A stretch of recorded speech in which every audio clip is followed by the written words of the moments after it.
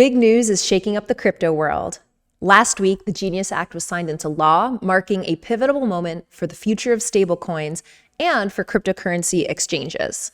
The groundbreaking legislation sets strict rules for stablecoin issuers, requiring 100% reserve backing with liquid assets, monthly public disclosures, and new consumer protection measures. It's a game changer for the industry, bringing legitimacy, transparency, and trust to a space that's often been clouded by uncertainty. But what does this mean for crypto exchanges, the future of stablecoins, and the millions of users navigating this rapidly evolving landscape? To break it all down, we're joined by two voices from Bikonomy.com, a global cryptocurrency exchange with over 5 million users across 200 countries and regions. Diane Magince, Senior Marketing Officer, and Breno Sperandio, VP of Partnerships, will share their insights on how the Genius Act is reshaping the industry, the opportunities it unlocks, and how Bikonomy.com is staying ahead of the curve. We'll also dive into the current state of crypto, the ongoing challenges on the horizon of crypto regulation, and what's next for the future of digital assets. Welcome to the Defiant Podcast.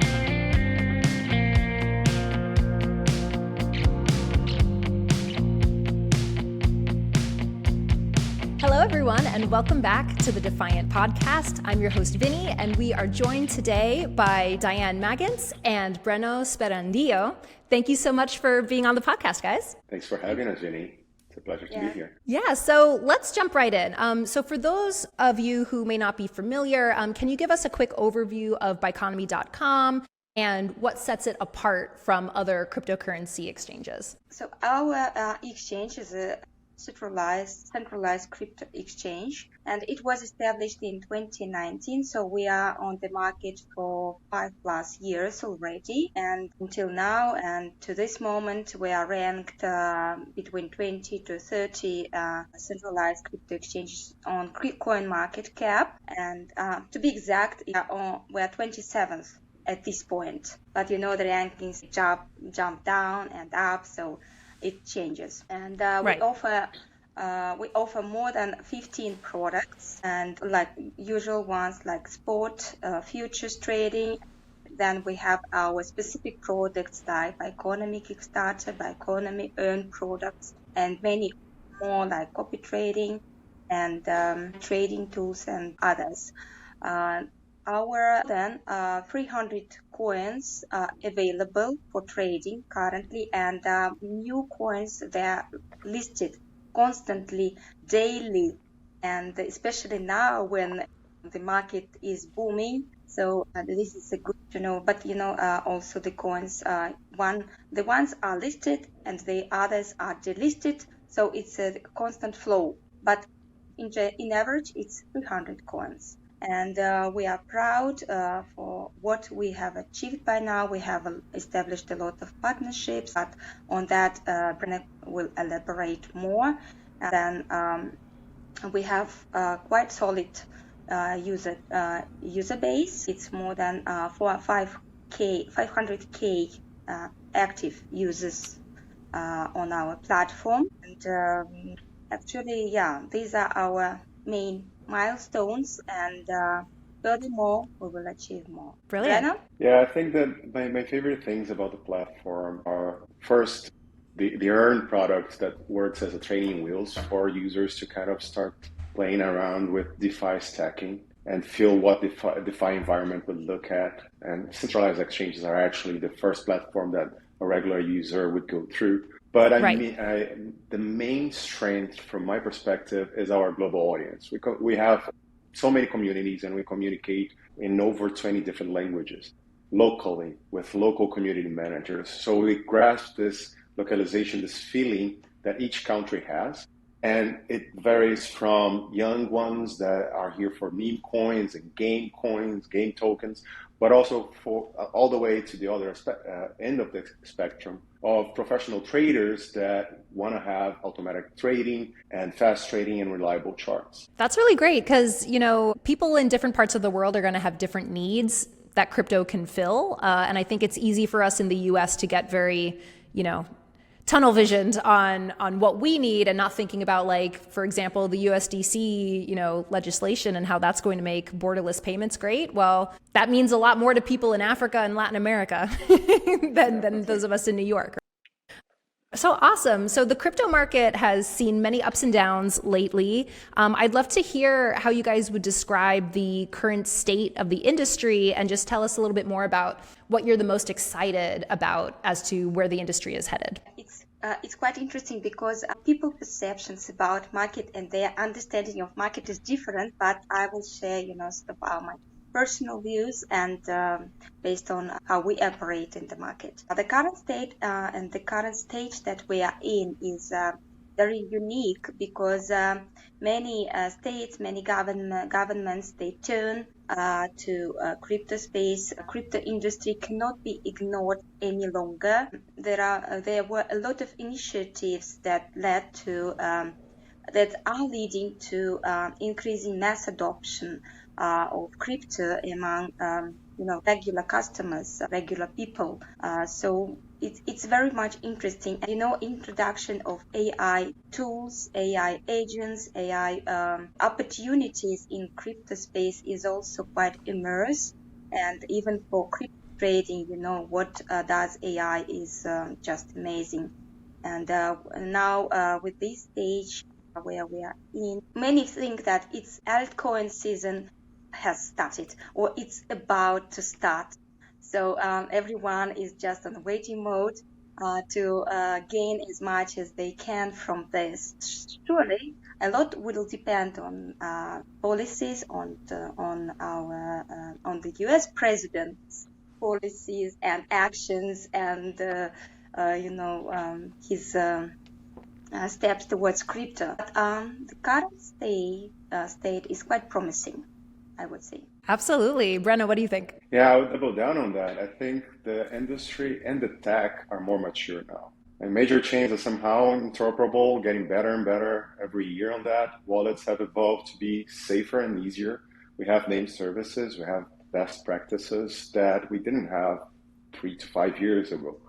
So we see these regulatory frameworks allowing very large institutions to finally participate in these markets, bringing more inclusion and reducing entry barriers for everyone. I don't know. I think we're all very, very, very excited about the prognosis of cheaper, faster, and better solutions becoming the dominant service level with like stablecoins, DeFi wallets, and of course, the whole evolution of on-chain technology. Absolutely. And yeah, I think it's interesting.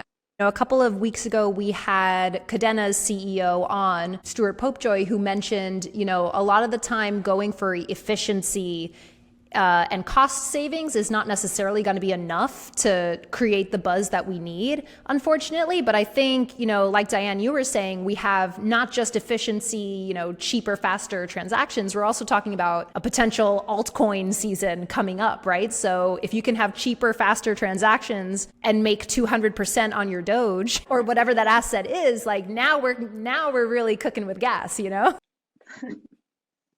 So Diane, I would love to ask you a couple of questions just specifically to, your marketing experience and how you're working with getting Biconomy.com's messages out. And so the first one being about user experience.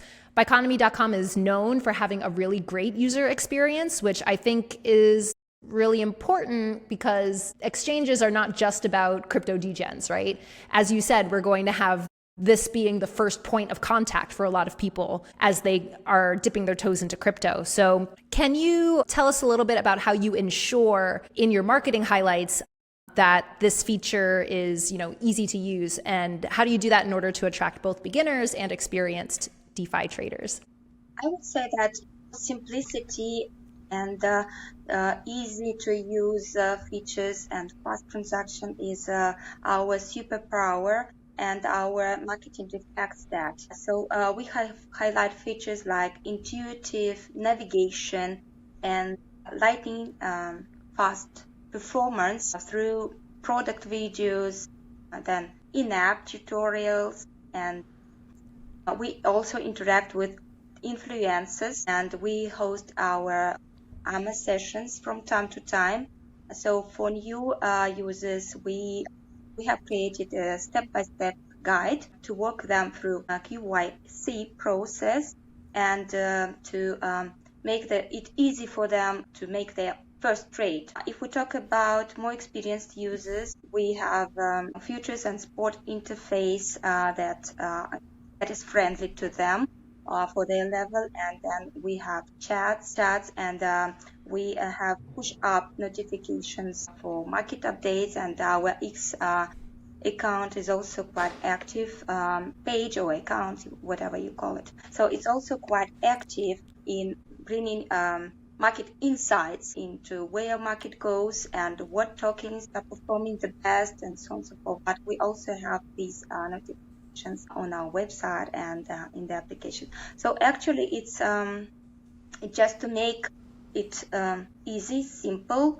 and users to learn how to do this, to learn how to make this process of QoS, to pass it smoothly, and then to teach how to trade. That's great, because I feel like, there are a lot of people who their extent of investing in crypto is buying Bitcoin, maybe buying an NFT, right? So it's still very much that kind of first level of investment. And so it's really awesome to see that there are resources to help people who, okay, maybe I bought Bitcoin and I want to learn about earning yield, or I want to learn about, farming or whatever it is. Because I think those are the things that can come off as scary, even to the people who have believed in crypto for a while. So that's really great.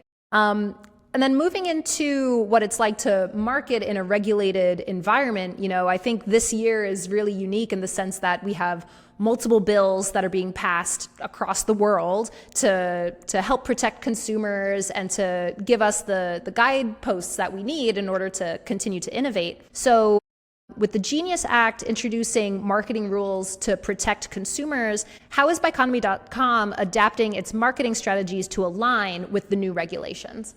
Yes, this regulation, is awesome actually, because it protects consumers first of all, and this is our top priority, to protect users, to protect their funds, to make it safe for them to trade. We actually proactively built compliance first marketing workflow, and that comes especially for the US and allied jurisdictions. So all promotional content now with that bill is being reviewed, just to ensure that we avoid exaggerated claims, right, of course, for our users. So, for example, we've shifted language in certain promotional materials, from earn quickly just to trade cautiously and so on and so forth. And we also embedded risk disclaimers in all major campaigns throughout this time. So we are now updating also our geopolitical targeting rules, and we will remove non-compliant features in sort of sensitive markets. So right. Actually, we believe that this helps us build trust while we stay ahead of regulatory expectations. And for us, if a user is not compliant to trading rules that were earlier also introduced by other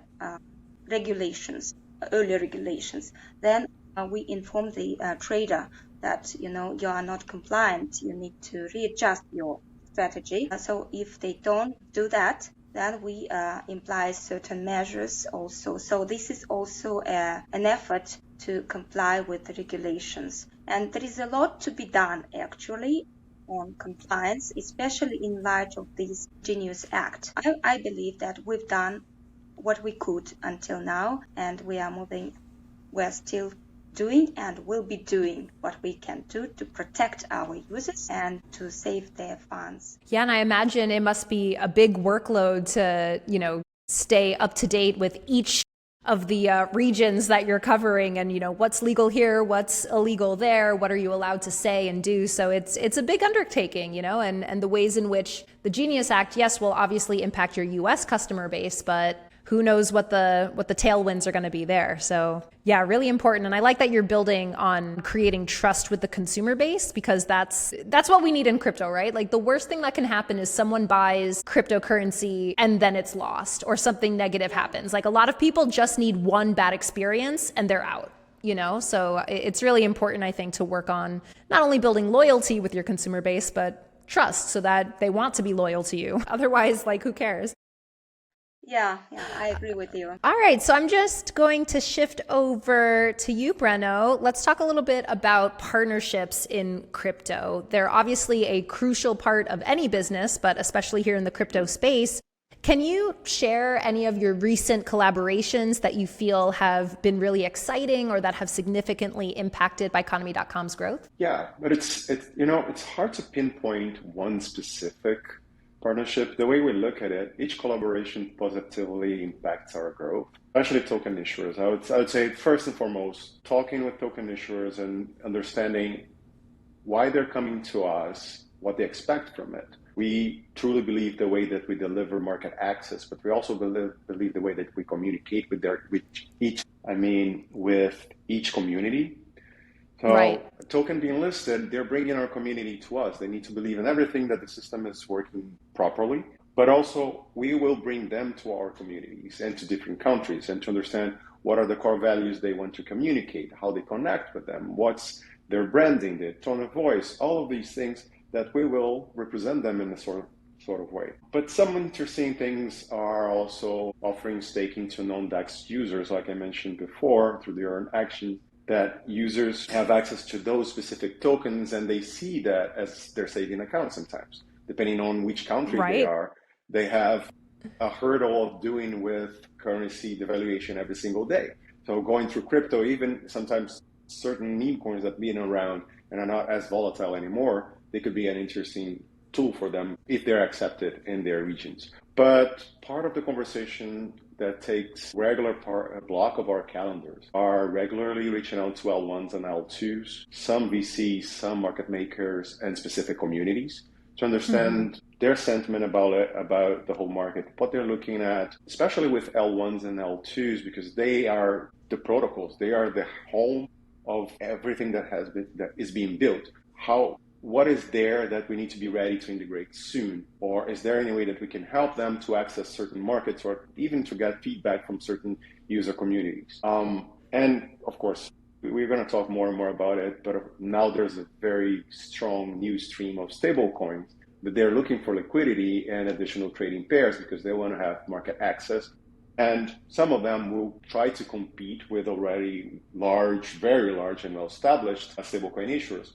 But some of those are trying to solve specific use cases in different regions of the globe. Yeah, I think it's so important to footnote, right? Like a Bitcoiner and a Dogecoin maxi are not the same consumer a lot of the time. So, and kind of trying to figure out like what do these people need? And for the generalist crypto investor, you and I were talking before about how, some of us just want to diversify our bags and have lots of things going for us, right? So they're just, like in any industry related to finance, there's so many different consumers, and like going to them to ask for what they want and what they need, that just always goes a lot better than being like, here's what you need, buy it.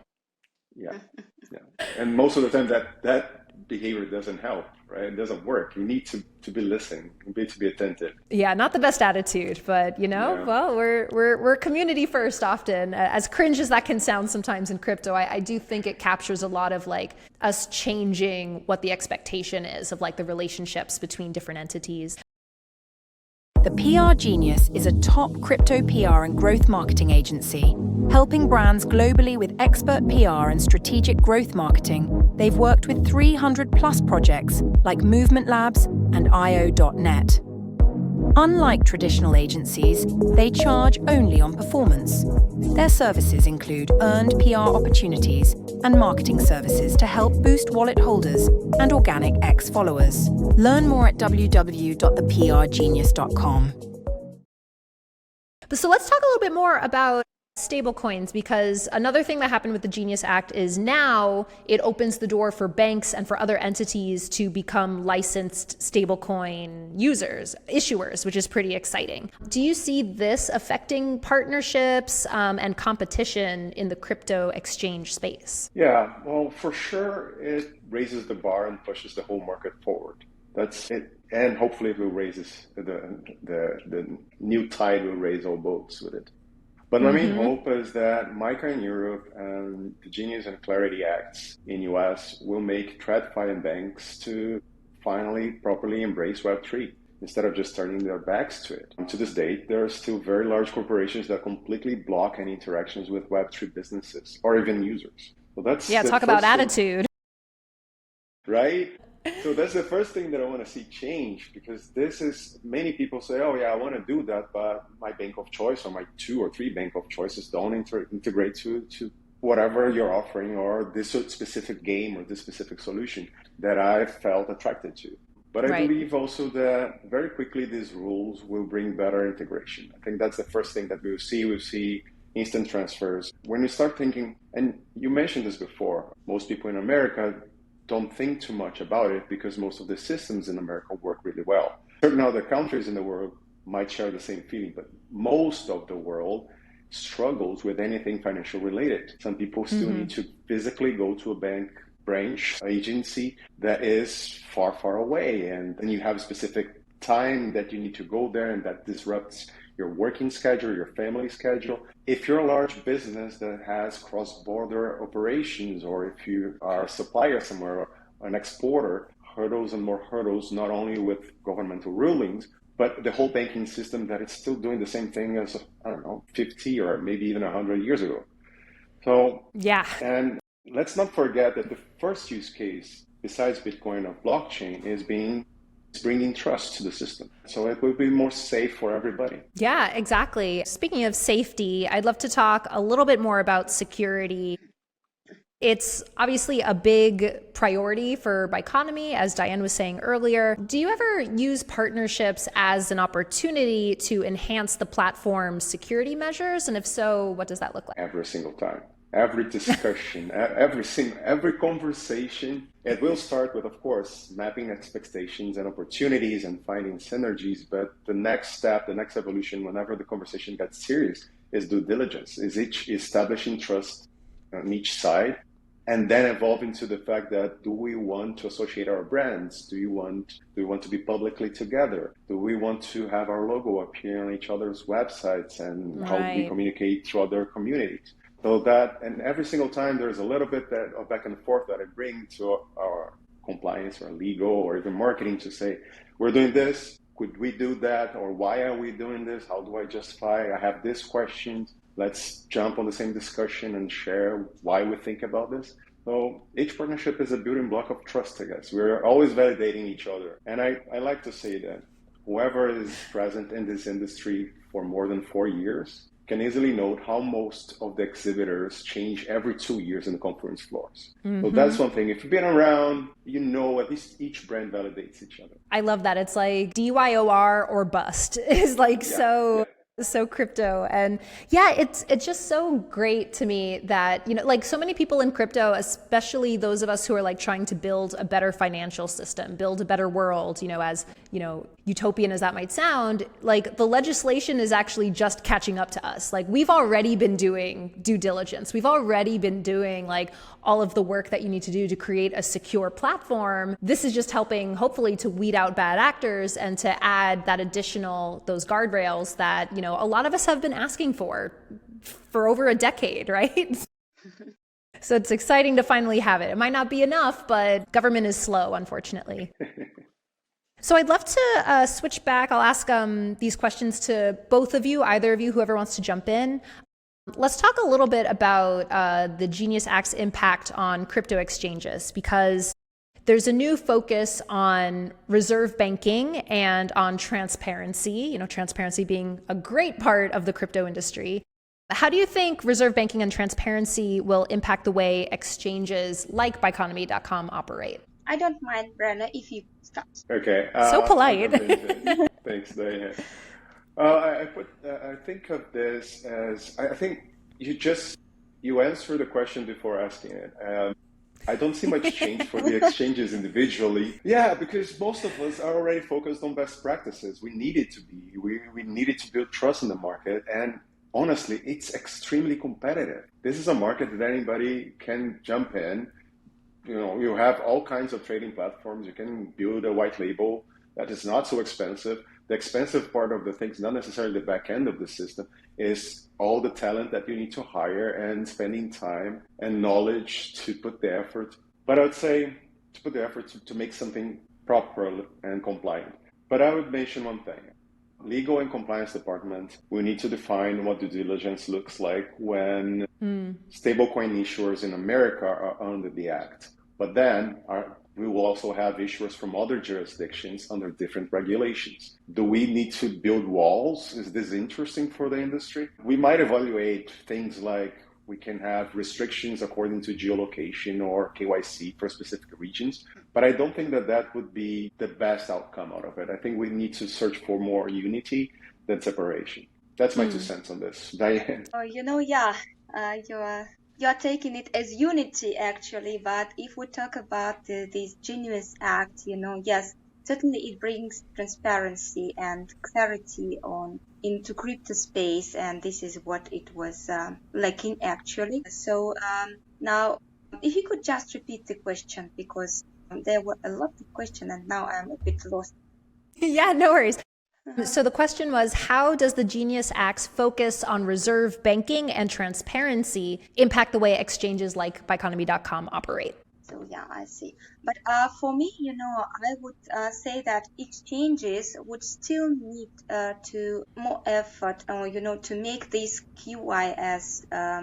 QIC process obligatory, if some of them haven't done it yet, because for us it's a must-have, because you are not fully functional without this feature, and if you are not identified, you cannot withdraw money or trade and do deposits, whatever. Actually, this helps to protect the users, the customers, and it helps to battle these scams and the various, if we talk about P2P trading, it also helps to tackle those bad characters easily. And, also for US citizens now, certainly exchanges will need more transparency and more, maybe they will require some documents that prove their residence, to be sure that this is a US citizen or US resident. And we need to do something about this because we need to comply with this act now. So I would say it helps. It brings this clarity and transparency, but it also requires certain efforts, to build and to rearrange sort of current things for users. Yeah, absolutely. And I've already seen changes in some of the exchanges. I was buying some crypto on Coinbase, and then all of a sudden they were like, oh, sorry, you can't pay with your debit card anymore. You have to link your bank account. And so that's, less than a week from the Genius Act passing. So it's cool to see that people are going to be like moving very quickly in order to comply with the new regulation. And I think that's a really great sign because, no one wants to get sued. Nobody wants the SEC knocking on their door, right? So I'll be curious to see like what else changes, because that's something that's to me kind of not very consequential. But I think as we continue to see, like not only the Genius Act, but the Clarity Act and other legislation being passed around the world, it'll be interesting to see how quickly people change. And then, of course, what new challenges will inevitably spring up. This is crypto after all. So staying a little bit on the Genius Act, what do you see as like the future of stablecoins? Like there's obviously going to be a very big shift happening now that we have all this regulation, a lot of mainstream news covering stablecoins. So how is Biconomy preparing to stay ahead of the evolving market as the role of stablecoins also continues to mature? A few things that we're looking at. It's not only the Stablecoin Act and Clarity, but we've been discussing a lot, and I think that we'll see a lot of our dreams becoming reality, that probably we're going towards the direction that every single application will be seamlessly embedded or connected or integrated to a Web3 wallet. And there's also a secondary, very strong trend of tokenization, like the tokenization of everything, putting the whole world on chain. And that comes in different levels, but most of it is already happening at a small scale. We know and we can see projects that are already tokenizing airline mileage, gas station, grocery points program, loyalty programs. Esports are already born into this stack, not to mention art certificates, all NFTs, but chains of custody with pharmaceuticals. All of this, sports betting is now becoming prediction markets, and all types of betting are becoming prediction markets. So there's a lot of new trends that are natively or native on chain, and all that connects on blockchain and has a token. Therefore, you can have your own Web3 wallet. You have your address that will be soon enough connected to your bank account through stablecoins. So everything will move instantly between these things. But the main thing that comes to my head when I look into this is we're seeing a popularization of AI agents. And AI, these agents, they're not going to talk to a customer support service from a bank agency. Right. They talk tokens, they talk blockchain, they move at a speed that it's not human. And they do that in such a high volume. So as people and these applications become more supported by AI agents, this is the tech that these agents, this is the financial technology, this is the financial tech stack that these AI agents will use. The way that we are, and I think I'm wearing this, is at Biconomy.com, we're preparing for this. First of all, understanding what our users like and what they want more of. And noticing their behavior, paying attention to their journey in our platform, where they're coming from, which kind of iterations and experimentations we make that they react well, quests, engagements, giveaways. And this understanding is the driver for us to decide where our development team or engineers will spend their efforts to improve the tech stack. This is also how our marketing campaigns change. And this is something that I discuss regularly with the team on which new integrations we need. What are the partners that I need to start pursuing to make our users happy? Thinking with all that in mind. That's great. Diane, anything to add? Yeah, I fully support what Breno just said. For me, it's obvious that this act will move stablecoins, will move them beyond just trading. They will become, like tools for general users, and for us to, as an exchange, actually, because there will be sort of verified stablecoins that we can give an access to our platform. And those that will not be sort of recognized, then surely we cannot focus on them. So it will depend how the things will develop. But I agree, with Breno that our main focus will be on what our users, what our traders and community members would like to see on our platform. So we are adjusting our policies towards this and serving users best interest.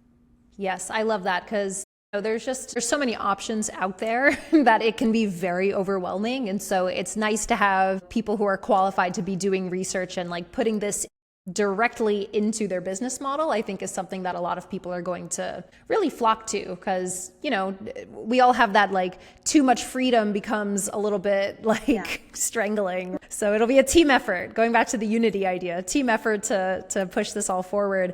And I mean, you're already seeing, different exchanges offering yield on stable coins that far surpasses what's available for a savings account. I think in the US, it's like 0.5% is the average yield that you can get in a high yield savings account. It's like, that's not even beating inflation. Like, what's the point of that? And I'm seeing USD go down in value, right? So it's like, it's kind of, I think when we look at how having to, peg USDC to USD, for example, that'll help the dollar. But I think when you have these different tools that are offering higher yield, some places are offering, 4%, some places are as crazy as 20% yield, So it's like, those are numbers people are going to listen to.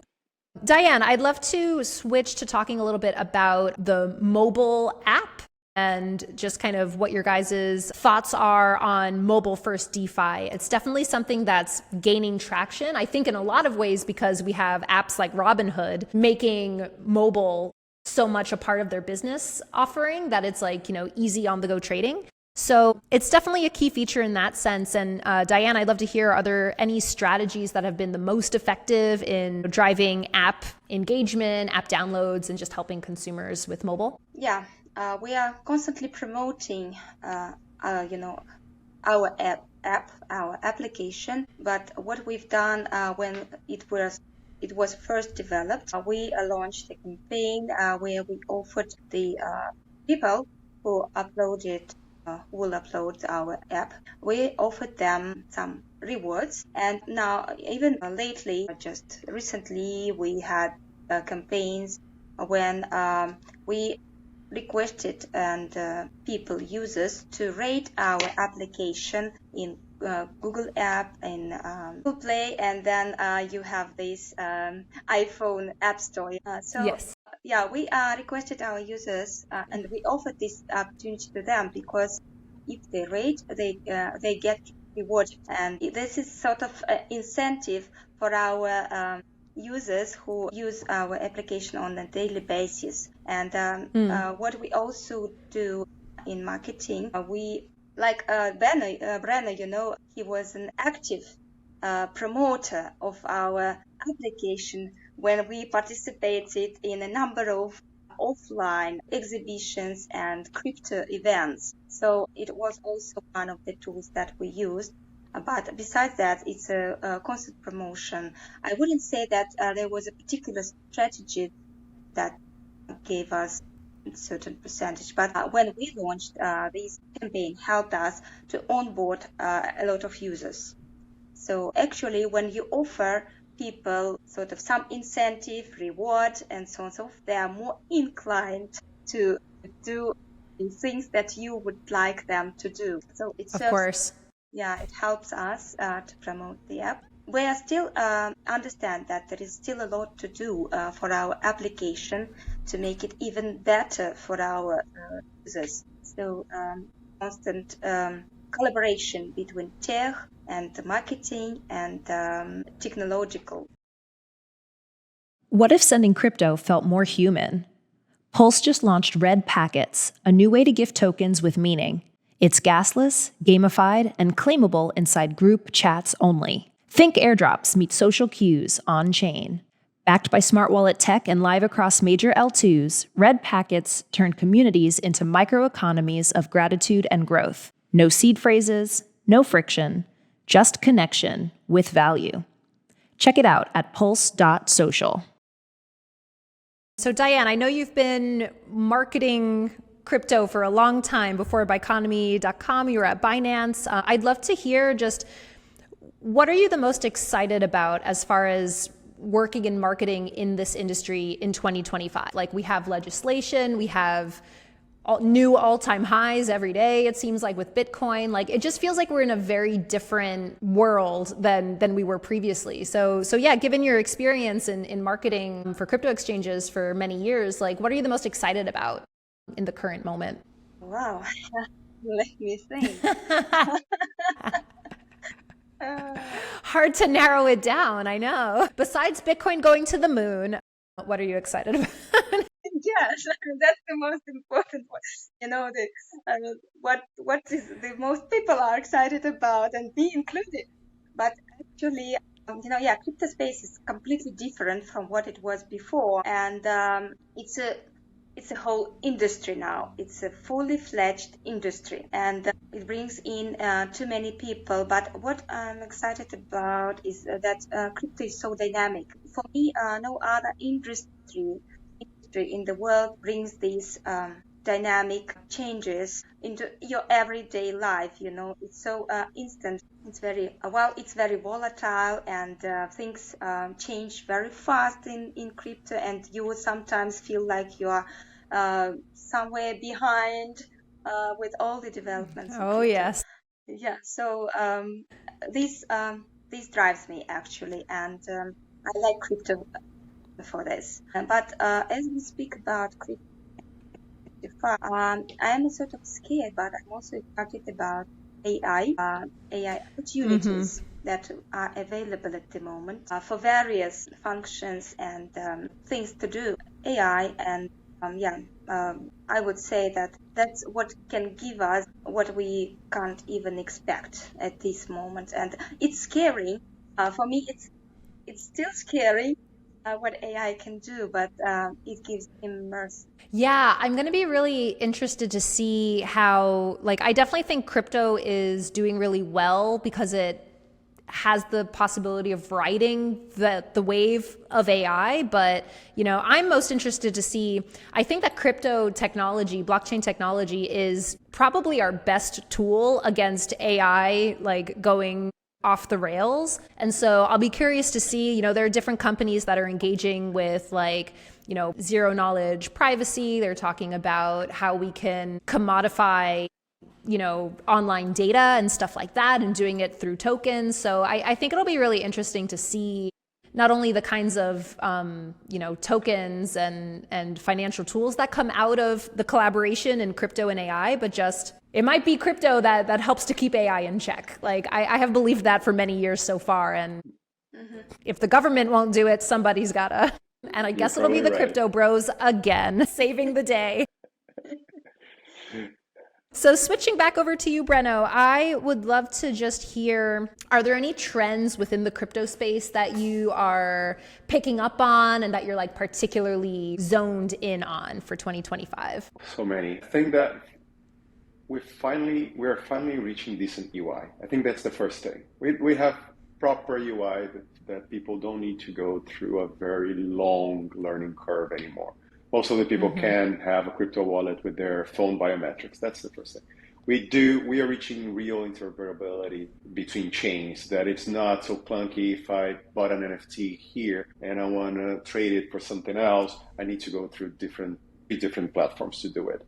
Right. Swap's getting better. And then we have AI agents that are learning everything, and soon enough they will be better than us at doing these things. And then we just ask them to execute whatever we want. But there are two things that I think we've been seeing major movements towards. So we all saw what happened with meme coins recently past, and we see decentralized platforms going from amazing to bad and back to amazing again, like the dot funds of the world and their token emissions. There are a few things that touch that point because those are cultural movements. And I've been reading into how strong it is, the tipping culture these days, and how we have decentralized social protocols. So whatever we're seeing happening on Twitch, it would be very easy to morph into something that is Web3 native.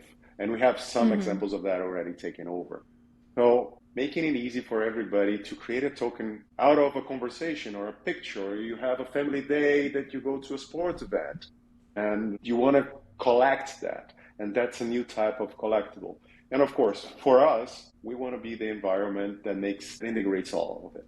If you want to trade this, if you want to collect, if you want to hold it in a safe way, that's why platforms like us exist. And the other thing that I can't forget to mention, especially when we think about a global presence, is providing access for everybody to financial tools.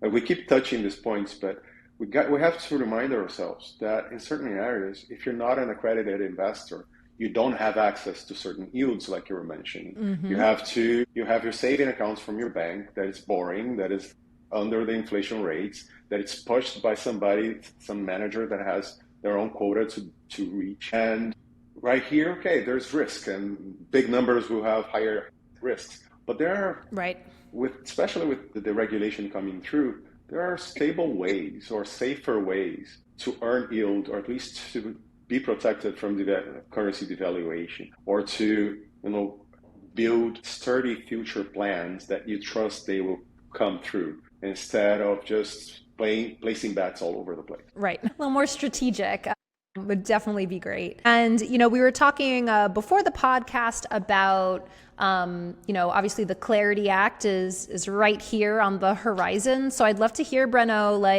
we have the Genius Act in the bag. Awesome. What are you most excited for as far as what'll happen after the Clarity Act hopefully gets passed. I think that the worst part of the industry are the bad actors, and it's Oh, still yes. too easy to say, this is a very complicated technology, you should just trust my words. And everybody, ordinary Joes, just need to, some of them trust. If you're playing the numbers game, there's always a small percentage of people that will fall short for these things and believe whatever a random person is telling them. And we've been seeing this throughout centuries. This is not related to any type of financial technology or technology of some sort. I think, I don't know who said it, but I saw some people saying this, and I keep going back to the fact that I'm excited about what we don't know yet. So there's a lot of new solutions coming to old problems, probably, that will be built on top of all these regulations. That now a lot of people that were avoiding this market or that had opinions but couldn't act on them will feel welcome. And we're eager to do more. We understand the tech. We've been struggling for a few years to keep growing and to prove that there's a reason for us to be here. And I think that's to come. There was something else with the Clarity Act that's not coming to my head right now. You'll have to send it to me offline if needed. But yeah, you know, going back to like and Diane, I'd love to hear your thoughts on this. Like, you're so right, Breno. That idea of like, not your keys, not your crypto. Like, yes, there's a learning curve, but just do it. Like, putting all this responsibility on the consumer, it literally never works. Like, something we have to borrow from marketing is like the assumption that the consumer is lazy. The assumption that, you know, you've got to make 10 to 15 impressions on someone before they actually interact with your brand. Like, all the stuff that we know about marketing, we know because it's based on human psychology. Like, it's something that I've really kind of butted heads with people where they just want to like, this is the great technology and everyone just has to adapt to it. It's like, no, things work not because they're difficult, but because under the hood, they're very complex. But the UX, the UI is super easy, like smartphones, right? The desktop, like all this stuff that connects us to the internet and connects us to each other. You make it so easy to use. Like, that's what makes it popular. So yeah, I think that conversation is like starting to happen. I see people starting to be like, okay, well, actually, maybe we should just make this easier and stop, you know, shaming people for not caring about whatever the upside is. That's exactly. And I was thinking about this. Like, I think that's the thing. I think it just brought it back to me is let's see everybody using crypto applications without knowing. I mean, it's happening in the back of your application. You don't need to see it. I want it to be like, you know, 4th of July, we're flipping Beyond Burgers and people are like, wow, this cheeseburger tastes great. Is it Wagyu? And I'm like, it's vegan. Ha! Like, that's the type of thing, you know, where you like literally can't tell. You can tell, yeah. So, okay, Diane might disagree. But to start wrapping up, same question to both of you. I'll give it to you, Diane, first. What is next for buyconomy.com? Are there any exciting developments, features, anything coming up that you'd love our audience to be aware of? Actually, as crypto space is evolving, we are also developing constantly. First, we are developing our blockchain, and we have announced it earlier, so it's still in the development phase, but we are working on this. We have launched recently, but we are still working on this AI trading tool, which will help our traders and users to trade more efficiently and smartly. So now we will definitely do more partnerships. That's Breno knows this, but we are aiming at from the technological side, because we cannot forget about technology as well. For the last year, 2024, we've done many upgrades, system upgrades. So we are working on this constantly, and it's in the plans. Also, we cannot not to upgrade the system and so on to make it fast, reliable, and safe. And for promotional activities, we are also planning many campaigns to attract new users and to keep our current users also. As for participation in different crypto events offline, for our users to meet personally with our team and to be and make them sure that we are real people who are there and we are not just sort of AI agents somewhere in the space. So we will continue with these efforts, and our role is being built up for the next 6 months this year. And so these are actually, we will continue listing projects that we see them as strong or, like trending in the market, or those that our users would like to see on our platform. So this work will continue. Wonderful. And how about you, Breno? Any partnerships in the pipeline that you can share with us? That I can share, so I don't want to spook them, but yeah, we're having. I mean, we'll take doxing as well. This is the Defiant after all. Give us that alpha. There's something coming. There are some big things coming. We're having fun discussions, very, very interesting. And this is, I think I would highlight 3 areas that I'm looking forward to see, solidifying throughout this next weeks, months to come. As more integrations, so we're having very good discussions. We're learning and we're figuring out certain integrations that at the end of the day, it's all about bringing utility to our users or to certain communities. Second thing is, I am extremely excited about AI. I know that I should be scared, but I'm more excited than scared. Every time I think about, there are tons of things that I want to do, and I don't do many of them because there's not enough time. And especially rebalancing my wallets, organizing portfolio, looking and getting the last updates of certain projects or certain systems or certain protocols. With AI, it became so much easier. And the tools that we're developing will make this easier inside our platform, which is already directly created, so you can just adjust your automated trading agent. So I want to see this taking body and becoming a reality. But also, and I kept thinking about this, I think after the NFC Lisbon event, I had one conversation that was, we do everything fast and we try to do as much as we can online, so we can savor the time that we spend together in real life events. And I think that's how we kind of get the circle, and one thing kind of brings new fuel to have this energy and keep moving fast as much as we can. Yeah, I love that. I mean, you really can't underestimate the power of bringing people together and allowing the social interaction to be the thing that leads it. I mean, Breno, that's how we met in beautiful Lisbon. So yeah, we've been online for a long time. Crypto's been mostly online for a long time. So I'm really excited for what, Diane, you were talking about integrating consumers with the team, what you're talking about, Breno, just freeing up our headspace so we can really just be in the moment, because that's the hardest thing to do. For sure. All right, guys. Well, thank you so much for joining us here at the Defiant. Where can our audience find you guys, and where can they learn more about Biconomy? Got many socials and X or former Twitter. We are very active on that platform. We have a Telegram group where we are also daily communicating with our users and solving their issues if they need be.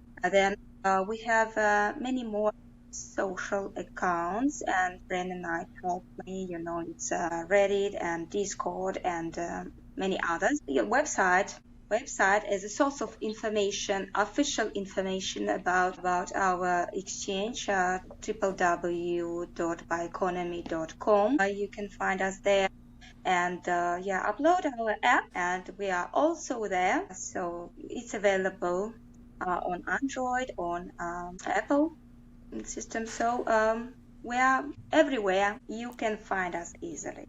That's x.com/biconomy.com. Our official website has everything else, biconomy.com. Then you find several Telegram groups in different languages. There's everything, Discord, all the platforms are there. I love so much that you guys are multilingual, because that's something that a lot of people have complained to me about working in crypto media for as long as I have. They're like, everything's in English. And a lot is lost in translation. Absolutely. It's hard enough to translate, a casual conversation, let alone something as nuanced as this. Thank you so much, Diane and Breno, for coming on, and we'll be following what comes next from Biconomy.com. Thank you, Vinny. This was really fun. Thank you, Virginia, for your invitation. Of course, and hope to have you guys back soon. If you enjoyed this episode, be sure to like and subscribe for more content like this. And join us next Friday when we'll be talking to Jordan Jefferson, founder and CEO of MyDoge, about how upgrades to the Dogecoin protocol can upgrade it from a meme coin to a competitive platform for dApps and DeFi, just in time for DeFi Summer 2.0. But in the meantime, stay tuned, stay informed, stay defiant.